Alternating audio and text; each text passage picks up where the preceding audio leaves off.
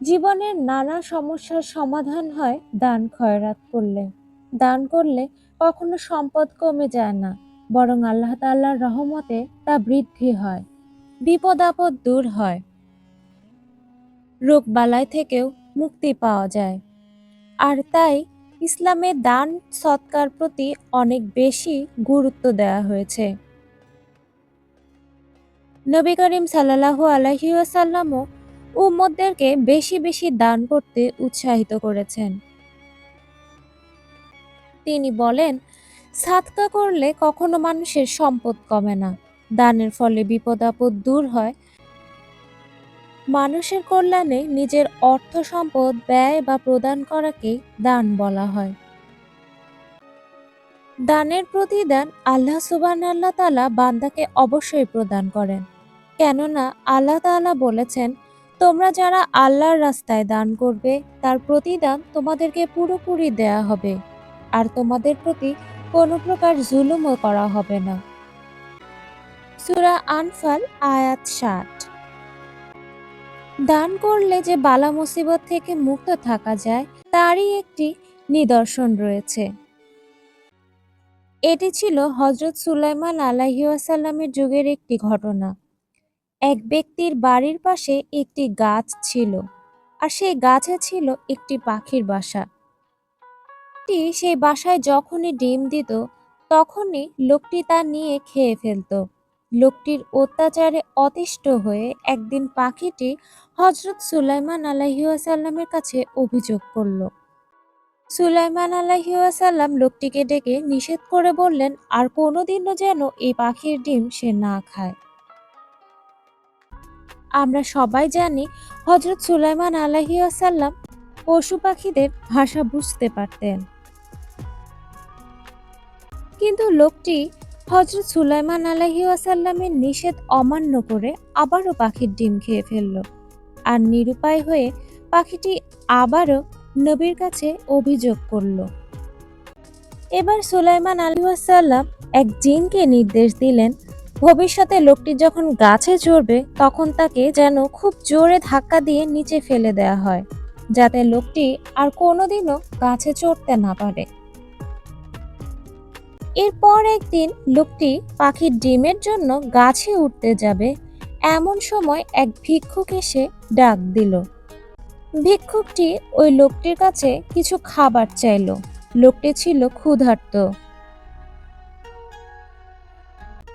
লোকটি তখন ভিক্ষুককে এক মুষ্টি খাবার দান করলো, আর তারপর আবারও শান্ত মনে গাছে উঠে ডিম নামিয়ে খেয়ে ফেলল। পাখিটি নিরুপায় হয়ে আবারও হযরত সুলাইমান আলাইহিস কাছে অভিযোগ করতে গেল।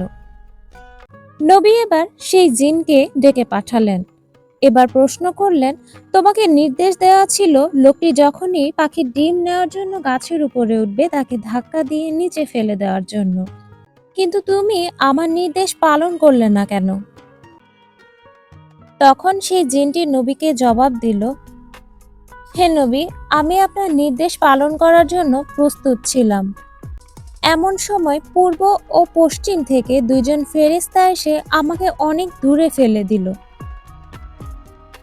হযরত সুলাইমান আলাইহিস বিস্মিত হয়ে এর কারণ জানতে চাইলেন। তখন জিনটি বলল, হে নবী, আমি দেখেছিলাম লোকটি গাছে ওঠার আগে এক ভিক্ষুককে এক মুষ্টি খাবার দান করেছিল। সম্ভবত তার এই দানের বরকতেই আল্লাহ পাক তাকে আসন্ন বিপদ থেকে উদ্ধার করেছেন। নবী এই ঘটনা শুনে বললেন, সদকা অবশ্যই বালা মুসিবত দূর করে, আর এ কারণেই সে তখন এই মহা বিপদ থেকে বেঁচে গেছে। দানের বিষয়ে আল্লাহ রাব্বুল আলামিন পবিত্র কোরআনে বলেছেন, যারা আল্লাহর রাস্তায় নিজের ধন সম্পদ ব্যয় করে তাদের উদাহরণ একটি বীজের মতো, যা থেকে 7টি শীষ জন্মায়, আর প্রত্যেকটি শীষে 100 করে দানা থাকে। আল্লাহ তাআলা অতি দানশীল এবং সর্বজ্ঞ। সূরা বাকারা আয়াত 261। হযরত আবু বকর রাদিয়াল্লাহু তাআলা আনহু এর খিলাফতকালে একবার দুর্ভিক্ষ দেখা যায়। খাদ্যদ্রব্য একেবারেই দুর্লভ হয়ে পড়ে। মানুষের দুঃখ দুর্দশা চরম আকার ধারণ করে। সেই সময় হযরত ওসমান রাদিয়াল্লাহু তাআলা আনহু এর প্রায় ১,০০০ মণ গমের একটি চালান বিদেশ থেকে মদিনায় এসে পৌঁছায়। শহরের কয়েকজন বড় ব্যবসায়ী হযরত ওসমান রাদিয়াল্লাহু তাআলা আনহু এর কাছে আসেন। তারা তার সমস্ত গমের চালান অর্ধশতভাগ লাভে ক্রয় করার প্রস্তাব দেন। সেই সাথে তারা এটাও প্রতিশ্রুতি দেয় যে দুর্ভিক্ষ পীড়িত জনগণের দুর্দশা লাঘবের জন্যই এই গম তারা ক্রয় করতে চান। হযরত ওসমান রাদিয়াল্লাহু তাআলা আনহু বললেন, তোমরা যদি আমাকে ১,০০০ গুণ লাভ দিতে পারো তবে আমি দিতে পারি, কেননা অন্য একজন আমাকে ৭০০ গুণ লাভ দিতে চেয়েছেন। ব্যবসায়ীরা অবাক হয়ে প্রশ্ন করলেন, বলেন কি, চালান মদিনায় আসার পর তো আমরাই প্রথম আপনার কাছে এলাম, ৭০০ গুণ লাভের প্রস্তাব কে কখন আপনাকে দিল? এবার হযরত ওসমান বললেন, এই প্রস্তাব আমি পেয়েছি আল্লাহ তাআলার কাছ থেকে। আমি এই চালানের সমস্ত গম বিনামূল্যে গরিবদের মধ্যে বিতরণ করব।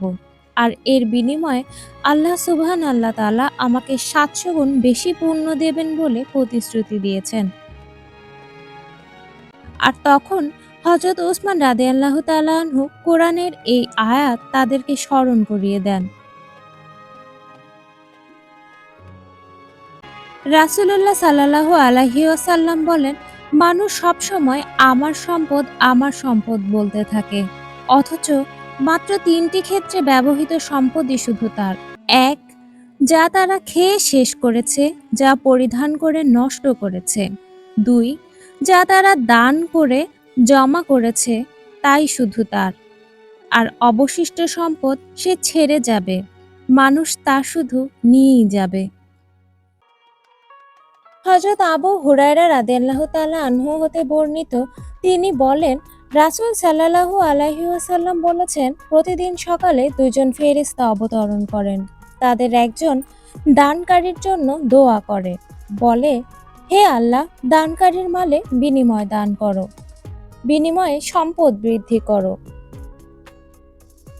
আর দ্বিতীয় ফেরেশতা কৃপণের জন্য বদদোয়া করে, সে বলে, হে আল্লাহ, কৃপণের মাল ধ্বংস করে দাও।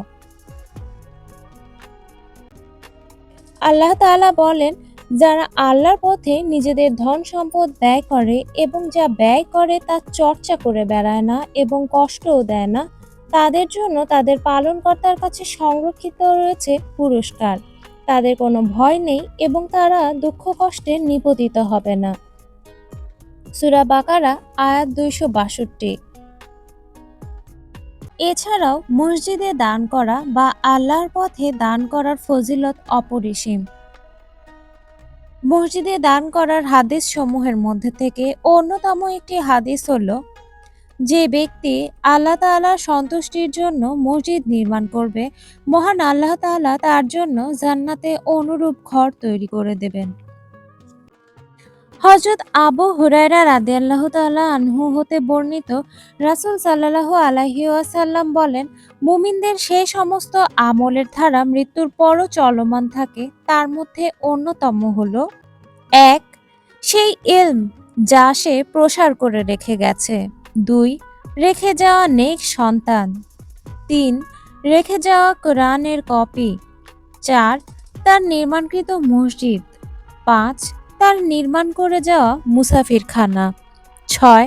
তার স্থাপন করে যাওয়া নলকূপ, যা থেকে তৃষ্ণার্তরা পানি পান করার সুযোগ পায়। ৭. ওই সাদাকা যা সে দান করে গেছে বেঁচে থাকা অবস্থায়। আর মসজিদ নির্মাণ করার পেছনের উদ্দেশ্য হতে হবে শুধুমাত্রই আল্লাহ তাআলার সন্তুষ্টির জন্য। মসজিদ নিয়ে অহংকার করা খুবই খারাপ। তাকে কিয়ামতের আলামত হিসাবে বর্ণনা করা হয়েছে। মসজিদ নিয়ে অহংকার করা খুবই খারাপ এবং তা কিয়ামতের আলামত। একমাত্র আল্লাহ তাআলার সন্তুষ্টির আশায় মসজিদ নির্মাণ করা এবং মসজিদ নির্মাণের সামর্থ্য না থাকলে সাহায্য সহযোগিতা করা উচিত, অথবা মসজিদের রক্ষণাবেক্ষণে আত্মনিয়োগ করা উচিত। কিন্তু তা হতে হবে শুধুই আল্লাহ তাআলার সন্তুষ্টির জন্য। সর্বোপরি দানে রোগ বালা মুসিবত থেকে বেঁচে থাকা যায়। হযরত আনাস রাদিয়াল্লাহু তাআলা আনহু হতে বর্ণিত, রাসূল সাল্লাল্লাহু আলাইহি ওয়াসাল্লাম বলেছেন, তোমরা অধিক হারে সদকা করো, কেননা কোনো বালা মুসিবতই সদকাকে অতিক্রম করতে পারে না।